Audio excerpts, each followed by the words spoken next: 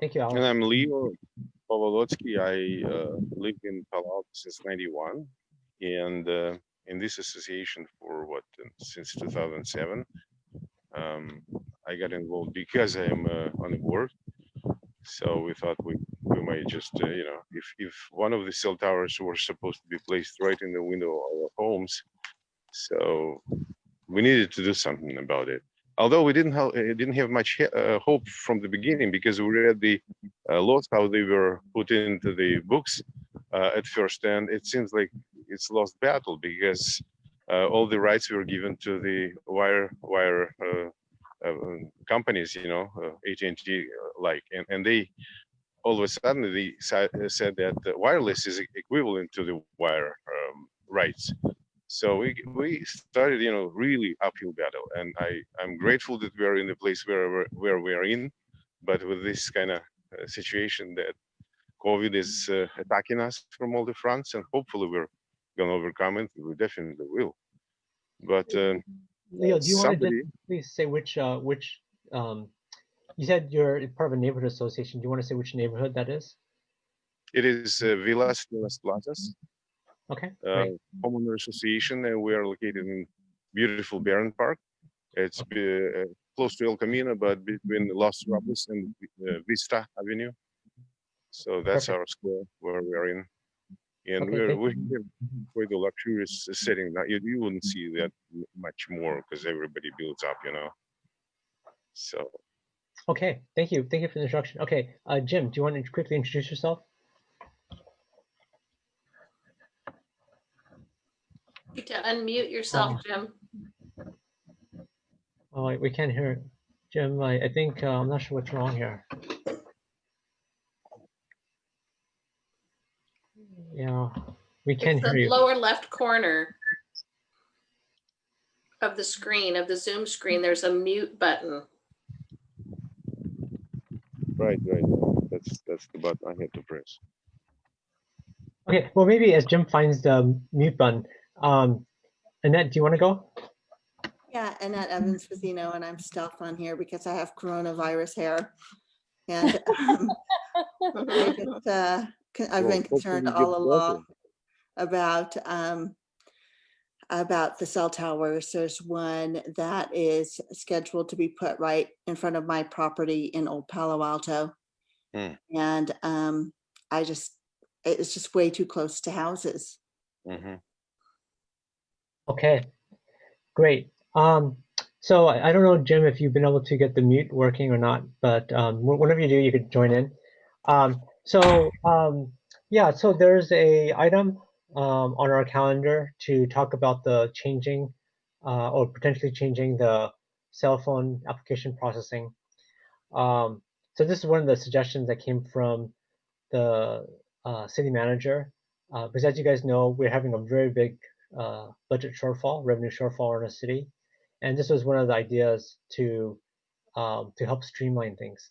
So the purpose of this office hours really is for me to get feedback from the community on different things coming before us, and to understand different perspectives and suggestions on this topic. So first, thank you for everyone for introducing yourselves. I'd love to hear everyone's opinion on this. So I don't know who would like to go first. So whoever is interested, just please jump in. So Greg, if I can start, sure. I just want to start by saying there's no proposed cell tower in front of my property. I care about this as a citizen of Palo Alto. I care about this because of city process. I care about this about the health of everybody in the city. It's not about my property and something being outside my window. I respect that other people have that issue, but I just wanted to clarify that's where I'm coming from. Okay. So this reminds me of a situation where you're going to take and make something less painful in the short term, but much more painful in the long term. And really, I don't understand the budget shortfall issue, because the companies that are asking for these cell phone towers to be put in our neighborhoods should either have the fee increased, or they should be the ones who bear the brunt of these fees. You don't shortcut a process that you've worked on for months and years just because there's COVID-19 and maybe these companies want to install more cell phone towers because there's a temporary increase in all of us in our houses being on Zoom calls and using the internet. That's the short-term problem. But the long-term issue would be we would have cell phone towers that are not part of our architectural significance of our area. They wouldn't be overseen by that architectural review board, and they would be there for what, 5, 10, 15, 20 years. To me, it's very short-sighted for the city manager to look at it and say, well, here, we can circumvent this process that we put in place so that these companies can get cell phone towers in here. Well, the rest of us have to live here, and we have to live with it for a long time. Yeah,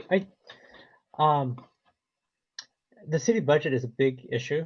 Like we're looking at a $20 million or perhaps more this fiscal year, which ends in end of June, and probably even a bigger shortfall next year.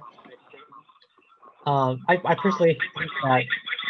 Uh-oh, we're getting a lot of echo now. Let me see. Let me mute. I think is that you, Jim, calling in? Yes, I'm calling in. Okay, so if you could mute your speaker on your computer, if you don't get it on your phone, that'd be great. Okay. Okay, so good. There's no. Oh, there is echo still. Okay, hold on. Yeah, maybe just stop your audio on your computer, and so that we don't. Oh, I guess you muted your phone. That's perfect. Okay, good. Thank you. We hear you now, and then you can just unmute your phone when you want to talk. So yeah, so we're having a pretty big revenue shortfall, and I think on the budget, the way I would approach it, or the way I advocate approaching it, is look at the big items first. This actually happens not to be a very big item, but I know it's a kind of a very hot button issue. In fact, I think a lot of what staff recommended as possible cuts, like cutting out the crossing guards, right? It seems like they're relatively small items, but they're very hot button issues for the city, for the people here in our city.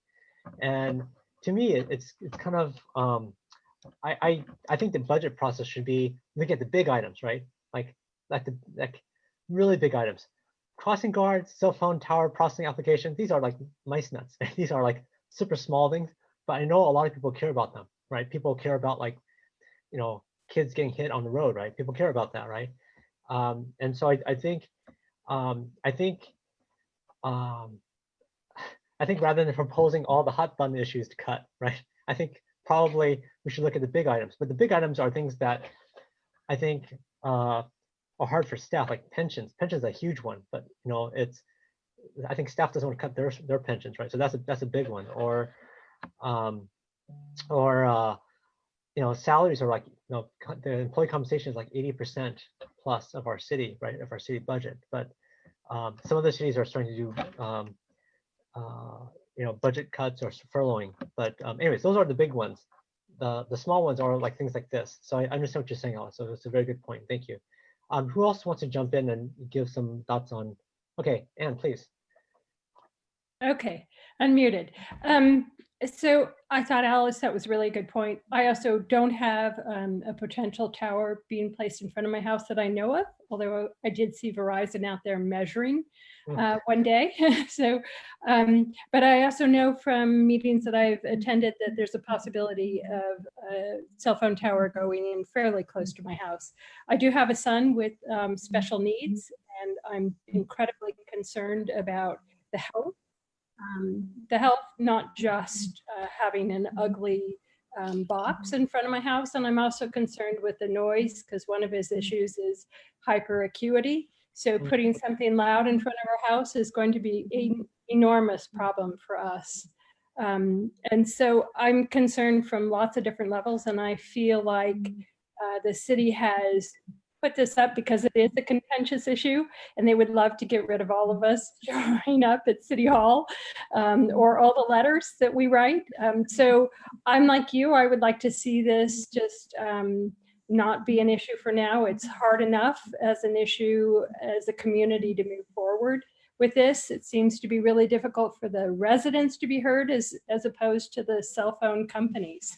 And that seems hard enough. I'm not sure why we have to add another layer of difficulty on top of this. So that's fine. I personally believe it's a way, I think by listing all the hot button issues, right, as things we're going to cut, I think it does take the focus away from the big things, right?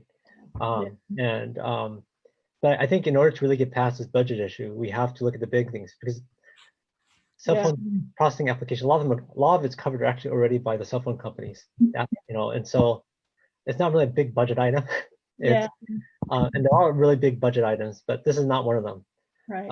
So it's kind of in my opinion, some misdirection. Okay, great, thank you.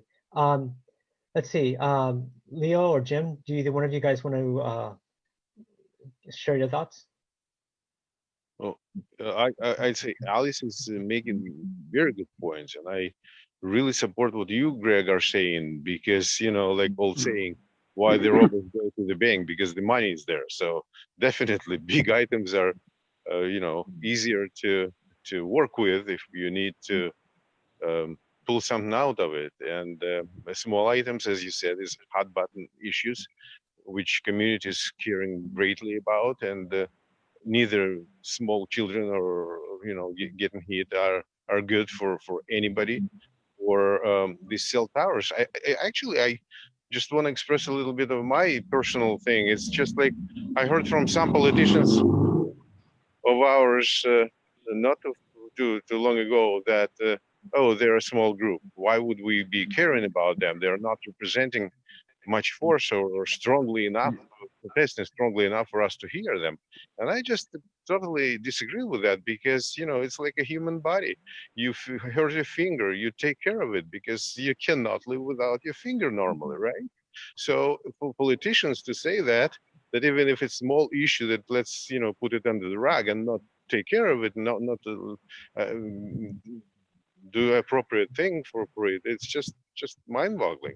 So with these cell towers, going back to them, why would we want me being a cell tower company or a more of approval, thing like the Palo Alto City Council, allowing them to put them in the faces or residents in the home, right in the windows of the homes? It's just mind-boggling. It's just making no sense. Do whatever you need, place these towers in such a way that it's just common sense, it seems to me. And we have to go through this very difficult process to put the numbers in place, so many feet, so far. If we are people, normal people as well, thinking about ourselves, living in Palo Alto, why do we have to even struggle with this? Let's live normal life. Let's pay attention to where it's due. We have big problems, right? Let's do it simply, not put it in face of our people. Just respect everybody. That's my 2 cents. Thank you so much. Okay, thank you, Leo. Okay, Annette, Jim, do either of you want to share? Yes, can you hear me? Yeah, please go ahead. Yes. First of all, the technology of 5G is that Verizon has shown us in the past effectively of low density. And the result is that they have to put up an awful lot of cell towers in any metropolitan area. And we will be blanketed with requests for some time to come. Not only is it economically feasible, of course, for Verizon to do this, but it works to our disadvantage. We're not getting anywhere near the rent we should for the use of our telephone poles. But my greater concern is the possibility of adverse medical effects, also the blight, the effect upon the neighborhoods as far as visual goes, and frankly, some danger if the equipment should happen to fall down. So for all of these reasons, I think that the challenge should be that Verizon and others have to conform to the regulations that the city of Palo Alto places on them. And I find it very disturbing that this is a movement to try to get around some of those regulations and checkpoints. And I do not want to see the ease of setting up these cell towers made any easier than it really is now. Thank you. Okay, great. Thank you, Jim. Okay, Annette, or I think somebody else just joined the meeting. Uh, does the person who just joined in want to just quickly introduce yourself? Yeah, sorry, this is Sumitra again. I'm having troubles with this computer I borrowed. Sorry. Okay, thank you, Sumitra, for joining. I call back. Yeah, no problem. Okay, so Sumitra or Annette, do either one of you guys want to share your perspective on the cell phone tower application processing? Well, I think, it's pretty much been said by all the other folks on the call, and I agree with every single point. But to the point about, we're regarded as a small group, I don't think we're as small as they think. I think most people don't want this, but there's a certain amount of fatigue out there. We've all been involved with this for a really long time. Trying to fight this system and have 5G done correctly and keep it out of neighborhoods. I think most residents want that, but people get exhausted showing up to meetings. So it's the same, group of us that write the letters and show up at the meetings.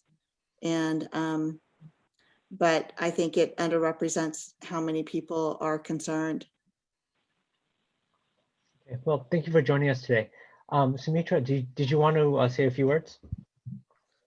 I'm not quite sure because I joined so late and I'm not sure what's covered. Oh, okay. So basically, people just quickly gave an introduction to themselves, and then the purpose of these office hours is for me to get feedback from the community on people's perspective on different topics. And this topic today is the cell phone tower application processing. And the reason why it's coming up is because the city has a big revenue shortfall, right? So our hotels are just about empty.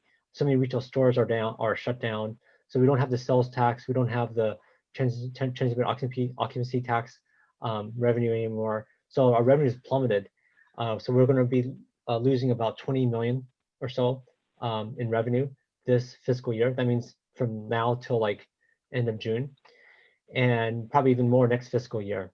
And so the city manager is coming up with things that we can potentially do to help with this revenue shortfall.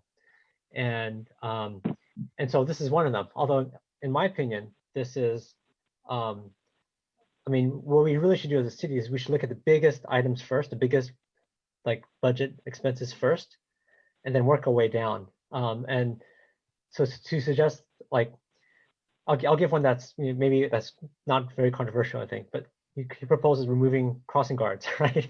And it's like, that first of all, they're not very expensive, right? Relatively. And second of all, like I think most people kind of want to make sure kids are not going to get run over, right? So there's all these like relatively small things that are proposed as cuts. But I think really what we have to do as a city is do a rank order from the biggest expenses to the smallest.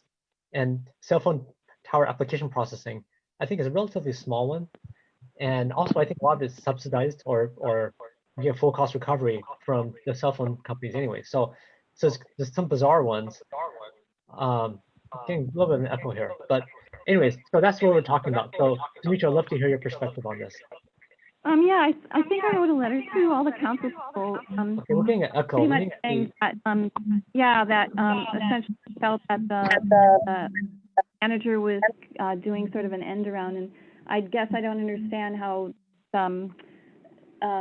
scaling back on the cell tower application processing within the municipal code is going to save money, since it was my understanding that cell phone companies, they're the ones to pay for the application process. So I don't understand how that even squares with saving money. If they're the ones who have to pay, then they should have to pay.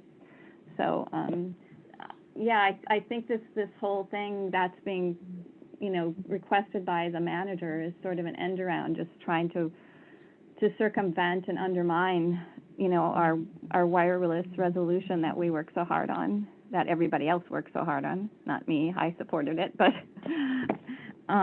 yeah, and I like a lot of people have concerns about 5G, and I know that quite a few people, I'm a senior and I know quite a few seniors in College Terrace that are also concerned about it, just from the standpoint of the technology itself and the safety of it. Yeah, I guess my thoughts are that I think like there's a lot of things that we hold sacred in our city, right? I think for instance, I think universally people would hold sacred like crossing guards for our kids. I think most people would say yes, that's kind of important. Um, and so I do think that in some ways this is a bit of a distraction, right? So proposing cell phone tower processing, let's get rid of that. Let's get rid of crossing guards. Let's get rid of some of the other things that were recommended, but they're like really small items compared to like our total spend expenses like over $700 million, right? So some of this stuff is like mice nuts, you know. and so my concern is by talking about all these kind of small things, what happens is it gets the community very riled up, and it takes the focus away from the big things, right? So the big things is, well, heck, we're giving raises to our employees, right? A 4 to 6% raise next fiscal year, right? And this is 80% of our expenses, right? That's a big thing, right? Other cities are cutting salaries, or like the city manager took a 20% pay cut, like in Santa Monica. So I think so by focusing on hot button issues versus like I think the big things, I think it takes the focus away from what's really important. And I think I personally don't think this is the right way of doing budgeting. I think we should look at the biggest expenses first, and then work our way down. And for those big expenses, we should look at what's really needed and what's not needed. Do we really need to give raises next year? I mean, is that the first and foremost important thing for us to do? I know so many people in the community are hurting right now. We've had a pretty big drop in the stock market. A lot of people are, are working less hours, or maybe perhaps not even working at all anymore. So it just seems like for us to be giving raises at a time when there's so many people hurting, it seems out of place and a bit tone deaf, in my opinion. But and then to bring up, okay, we're gonna have all these hot button issues that we're gonna, that everyone holds sacred. we're gonna just like cut all of those. To me, it's just I think it moves the spotlight away from what, because even like crossing guards or cell phone processing application fees is what would barely move the needle on our budget. I mean, a $700 million a year budget, it barely registers, right? It's like a rounding error. And so yeah, so I do think that I don't know if you guys have opinions about some of this stuff, but I'd love to get people's thoughts. So does anyone have any thoughts on this topic? So I really do. I'm an accountant and an inactive CPA, and I've done a lot of budgeting for businesses and for nonprofits. And I would say the best way to look at it is not just at the large dollar value items, but to start with where you can have an impact.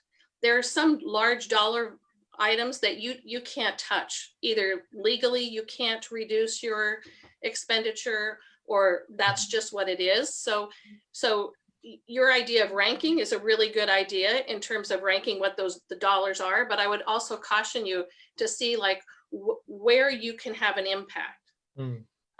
So you're right, salary increases and salaries and benefits are usually like the largest area where you can make an impact, and you can make it quickly, because when you either reduce salaries or not put in increases, that's to your bottom line right then, right? Some other expenses are going to take a while to filter through and for you to see the savings of them. Yeah. So I would really support that. And frankly, when I was looking into this, I thought, what is the city manager thinking? Yeah. Why are you looking at these kinds of things? And frankly, I look at, they're the leader of the administrative arm to the city council, right? They're supposed to bring you the best information. They're supposed to guide you guys to make the decisions. And frankly, I lost a lot of confidence and respect for our city manager in even bringing this up. And I think it is sort of a shield. It is sort of a thing to say like, here, talk about this. Don't talk about my salaries, because either he doesn't want to have that on his head, or he doesn't want to have that recrimination of like, oh, well, you're the guy who suggested to the city council that we not get our raises, or that we reduce pension, costs for new employees, or we put a freeze on hiring, or we do whatever. So I did want to say that I have a lot of concerns about a city manager who brings these kinds of things up when you're talking about a $20 million budget shortfall. And I would just caution you to ask where there's the greatest impact in the shortest amount of time for the city budget. Either for increases or decreases. No, it's a very good comment. I mean, I think the other thing that I found a little bit frustrating on the budget is the proposed budget is actually the 2020 budget. So it's a current budget, which was a boom year, right? So it was a time when we had a really good economy. So it's that budget plus everything going up, right? So it shows our revenue going up by like 19%, and it shows our expenses going up by 13%, and that's the starting point we're having for our budget. Now, on May 11th, we're supposed to get a revised budget, but just the first initial proposed budget was like so out of touch with reality, because we're going to actually have a big revenue shortfall. Hotels are empty, stores are empty, restaurants are empty, right? And so rather than having a budget that starts with it would have been okay budget had it been like a year like we've had for the past 10 years, like a really good year. But for when we have a super down year, it's such a bizarre budget to start from, with a budget that's kind of like so far from reality. But Alice, I really appreciate your thoughts on this. And if you have a chance to look at some of the budget stuff more closely, I'd love to get more feedback and thoughts on this. I agree, Jim Van Horn. I agree with the notion that we ought not to have salary increases. Stanford, with which I've been associated for many, many years, there are no salary increases, and the top officers in the university are taking salary cuts. So I see no reason why salary increases should occur at all. Yeah, well, I kind of feel the same way. I feel like, we want a shared pain. I mean, everyone's hurting, and that seems the right idea. See, if I may jump in. Look, we are facing structural changes in the economy, not only of our county, but the whole world. Of course, definitely United States. People are just sitting. Airplanes are not flying anymore the way they did just recently. They're Boeing taking so much cuts of production, and then everything gets back to reset button. How come we can't even think of not freezing such drastic changes as increases in salary for city employees? Of course, I understand there are people and they do want to have better lives, but we all do. And we need to remember where this kind of increases might come from. It's from our pockets, right? If we don't make any salary or not, we're not certain even if we're going to have salary tomorrow, right? So structural changes that are upon us due to this COVID thing, we need to take into consideration. So I would say, as a city manager and city governance, to put freeze on any and all increases and expenditures would be mandatory, just a common sense. Yeah. Thank you. I think that I think what should have happened on the proposed list of ideas should have been furloughs, should have been pay freezes, right? Not increasing pay, or pay increase freezes, whatever you want to call it, stuff like that. It's like the big nugget items, right? And a lot of these smaller ones kind of like makes you wonder, right? Anne, do you want to share any thoughts you have on this? You're okay. There, yeah. I just want to say I've known Alice for a long time, and boy, I really respect what she's saying. I think she's spot on in terms of what the problem is, that the city manager should really be suspect. I think we're trying to do an end run around what the citizens have been arguing for a long time. I'm kind of a little bit frustrated, even this is a little bit off topic, but I'm just a little bit frustrated that the citizens have to work this incredibly hard to save their neighborhoods from something as invasive as cell phone towers. So I have an enormous amount of frustration. I have hardly been the one on the front lines, but I've been very supportive for years now. And so I just feel like the city manager I just think it's an end run, and I don't like it. So I think that's it. I think you guys are spot on. There are much bigger issues that we should be looking at that would be far more impactful for what affects the budget, and this just doesn't seem like it. And I agree with you also. Let's keep those crossing guards. I think most people, and I forgot there's other stuff on there like, oh, let's get rid of streets. Let's get rid of sweeping the streets, right?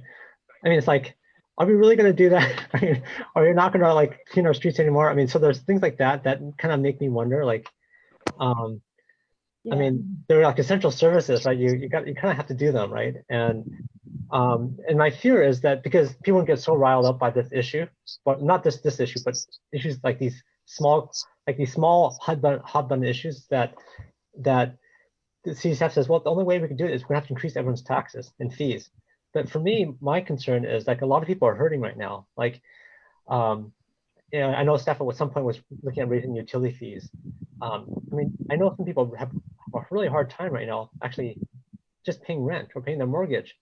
And so I just, well, yeah, we could maybe in a normal year, in a year that's booming, it's probably not so bad to raise taxes or fees. But right now, it just seems like I don't know. I think government needs to act as a buffer, right, to some of this economic hardships that people are facing. So I understand staff's perspective that, oh yeah, everyone's in Palo Alto is rich, so let's just tax the heck out of them.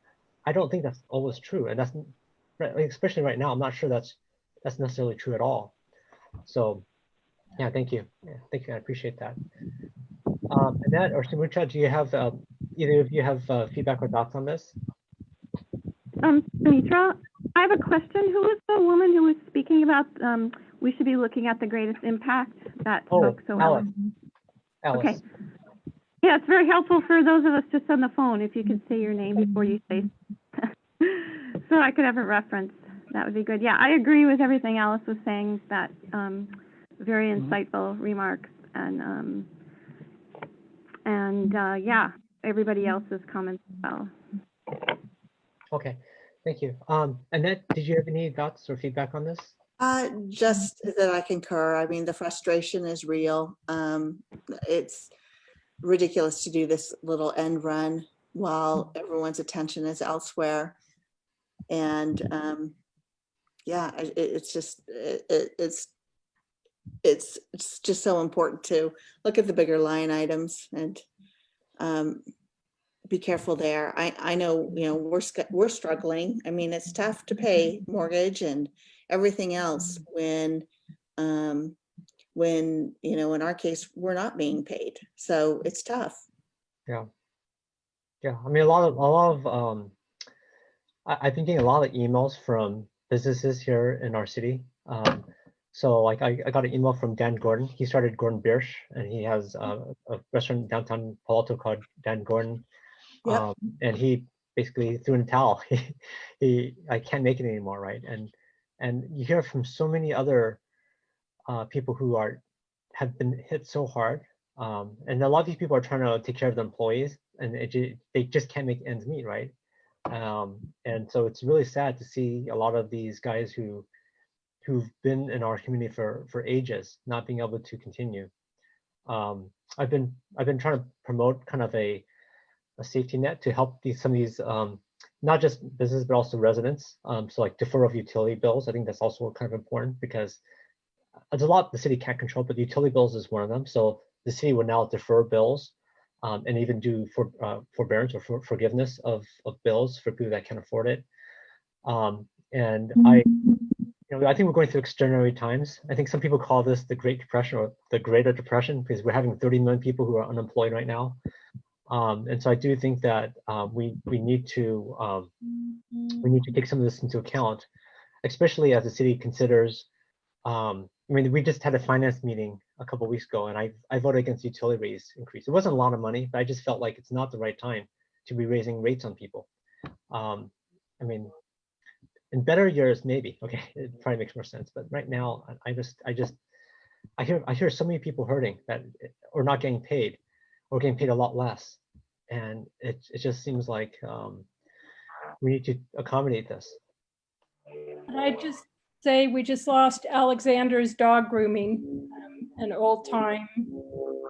That's really a loss. Yeah. It's really, this is a really hard time, and yeah. Anyways. Yeah, I mean, people like that are getting wiped out and aren't coming back. Yeah. And it's sad. And yeah, I mean, I think this brings up the big question of how do we get things going again once things are kind of safe to do so. And that's gonna be a hard question. But I mean, I think that's one of the issues right now for the city is we kind of have to plan for the fact that it's probably gonna take a while for things to come back to where they were. And so I think people talk about structural changes. I think they're now because of the fact that we're probably not going to bounce back instantly. I hope we do, but it's hard to count on that right now. Thank you, Greg, very much. Yeah. I appreciate you guys calling in. So again, if anyone else here has any thoughts, let me know. I mean, you can see it now. Otherwise, you can also contact me later. Anyone that has, like, especially Alice, you sound like you have a lot of expertise in the finance area. If you have any thoughts, as you look at the budget, I mean, the current proposed budget is so out of whack from reality that it probably doesn't make sense to look at. But maybe the revised one coming on May 11th is probably maybe a more realistic one. But we will have to make hard choices in the community. But I just don't think that focusing on the small stuff is how to do it. It's not going to move the needle. It just makes a lot of people upset. And I don't think, yeah, I think the process is not headed in the right direction in terms of listing all the small stuff that we should cut. It just makes no sense. Greg, I'm going to sign off, but thank you so much. I really appreciate this. It was lovely to have a chance to speak our words, and I agree with you 100%. Thank you so much. Thank you, and everybody else. Thank you. Yeah, thanks, Greg, for all the support. Sure, Yeah. of course. And Greg, I hope you can convince your fellow city council members of somewhat of your position and how you're looking at it, because I really support how you're looking at it. It's logical, it's reasonable, it's the way that our city should be run, kind of like a business. And it's time to cut the fat out of that budget and hunker down and get lean. You're right, it's going to take a while probably to recover. And I think, sometimes as cities, they're not as nimble maybe as a small business or as a company, and they have to learn how to be that way. And I think that you're looking at it that way, and it's the right way for the city to go forward and to be a solvent city that provides their citizens with the safety items that are needed and the other items that are needed. But we can't do what we used to do. Yeah, no, I absolutely agree. If we have about 5 minutes here. If you have time, I could share a spreadsheet that's kind of interesting to look at in terms of like our city versus other cities. Mm-hmm. I don't know if you could see your screen. Let me just do a quick share, and you guys could see this. So let's see here.